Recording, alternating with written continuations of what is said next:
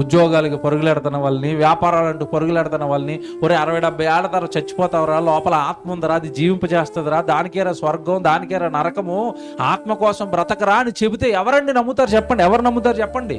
నమ్మేవాడు ఉన్నాడా? మీ ఊరు పరలోకం అంటే ఎవడైనా నమ్ముతాడా? పరలోకంలో మీకు నాన్నున్నాడంటే నమ్ముతాడా?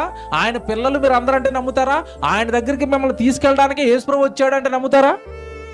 అలా మిమ్మల్ని తీసుకెళ్ళడానికి, మీలో ఉన్న పాపాన్ని కడగడానికి ఆయన సిలువలో మరణించాడంటే ఎవడైనా నమ్ముతున్నాడు ఈరోజు? మీరు నా మాట ఏం చేయరు అంటున్నాడు?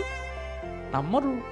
యేసుప్రభువు అండి, మీరు నా మాట నమ్మరు, నాకు తెలుసు మీరు నన్ను నమ్మరు, నా మాట మీరు నమ్మరు. అంటే అనాది కాలం మొదలుకొని ప్రపంచం మనుషుల్ని నమ్మినట్టుగా, అపవాది మాటలు నమ్మినట్టుగా ఎవరు నమ్మటం లేదు? ఇప్పుడు ఎవరు నమ్మటం లేదు? యేసుప్రభువు నమ్మరు. బంగారం గురించి ఒక అతను ఆడిస్తే నమ్ముతారా నమ్మరా? నమ్మారా లేదా జనం? నమ్మి మోసపోయారా లేదా? మోసపోయారు. మనిషి ఏది చెప్పినా మనిషి నమ్ముతాడండి, ఒక్క దేవుడి మాటలు మాత్రం నమ్మడం.